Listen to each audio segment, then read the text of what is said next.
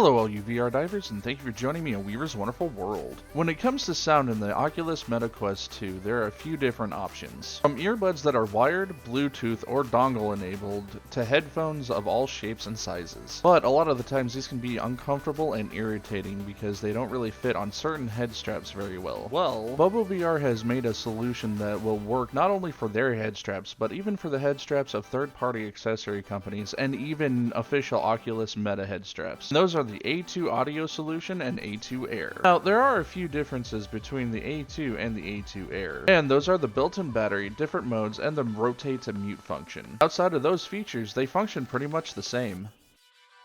And here's everything that comes with it. You have two different ear pads, so depending on what you're looking for, you have these two options at least. I'm sure if somebody is crafty enough, they can take the base and change it to their own liking. With the arms, you also get a few rubber pieces to help attach the headset to straps that don't actually match up perfectly with it. Then you have the small charging cable, which I'm sure nobody's ever going to use. A 3.5 audio cable to connect both sides of the headset together, and one 3.5 cable that will plug into the Quest 2. The bigger of the two ear pads can completely encompass an ear. The pad itself gives pretty decently, which can make for a more comfortable play session.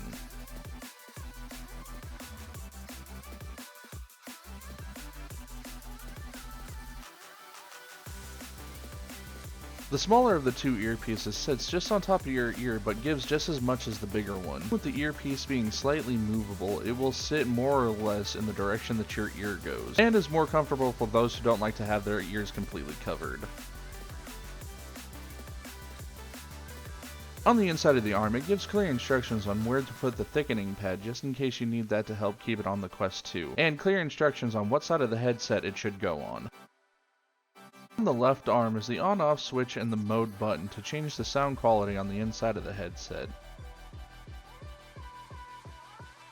At the bottom is the USB-C port to charge the battery for the device, and the 3.5mm cable to plug into the Quest 2.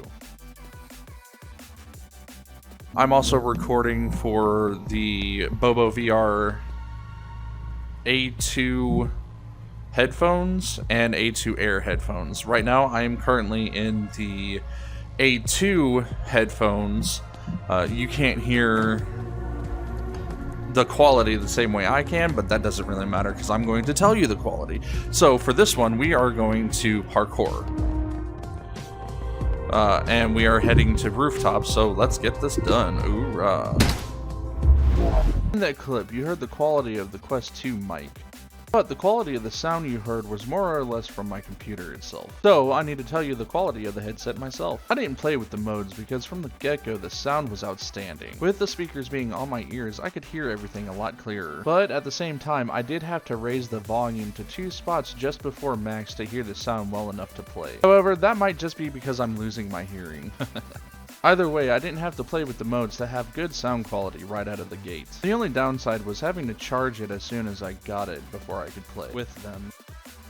And now on to the A2 Air. This is the no battery version of the A2. It has almost all the same features except for the different modes, the on-off switch, and the USB-C charging port since it draws power directly from the Quest 2. Now, some people could see this as a downside since it now means less battery life for the Quest 2, but others can see it as an upside since it doesn't have to be charged, and with other BoboVR accessories that allow for hot swappable batteries, it won't be a very big issue to deal with. And with another piece of tech you don't have to charge, it means less power consumption. I'm also recording for the BoboVR A2 Air headphones to test the audio quality on them compared to the A2, which is battery powered, and the Air is not. The Air has just as good sound quality as the A2, and unless you're an audiophile who likes to mess around with the sound and change it between different qualities, the A2 Air is great for people who just want good audio without all the hassle. Of course, each of these come with their own problems, but those are few and far between. Some people may not even notice any of the issues at all. So, for the A2 audio solution, if you are an audiophile who will get more out of the different modes, I give this this a 4.5 out of 5 because it's another device that you have to charge, but the different modes make it worth the effort. And if you want great sound with little hassle, I'm giving the A2 Air 4.5 out of 5 as well, since while you don't have to charge batteries anymore, you also lose the different modes, but that's not really a detriment to it at all. So either the A2 audio solution or A2 Air, I highly recommend both of these products depending on what you're looking for. But anyways, that's it for the review of the A2 audio solution and the A2 Air. Thank you for once again joining me on Weaver's Wonderful World, and remember, breakfast is the most important meal of the day. Bacon is the best breakfast food, so eat up, stay healthy, and I'll catch you VR divers in the next video. Oorah!